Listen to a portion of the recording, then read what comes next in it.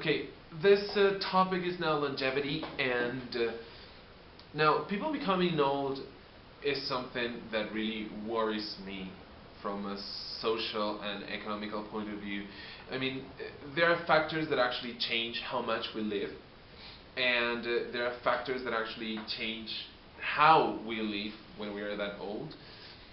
The cities and the countries have different ways of encouraging people to be old, which makes it a little bit difficult to become older in some countries, and it makes it easier to become older in other countries, especially countries where there's a better health care and countries where there are better accesses to things like education and things like medicine and medical checkups, especially for older people. So I think that the place where we live is making a difference.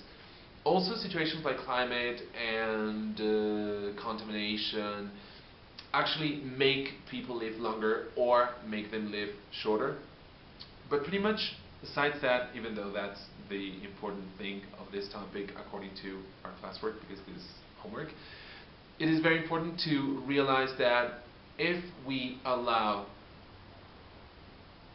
people to become older in societies, there will be a point in which there will be this very tiny group of younger people who actually have to sustain older people who cannot work anymore, who cannot produce anymore.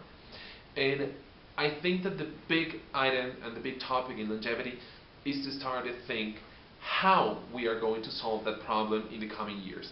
Actually, the lifespan is expanding. People used to live very shorter lifespans 300, 400, 500 years ago, even 1,000 years ago, and now we are making life become a lot longer.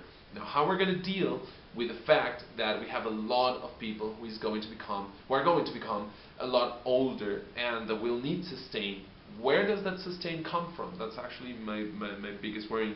But I do think that it's important to also give a quality of life to that people who are becoming older, because it's easy to become old, but it is very hard to live old.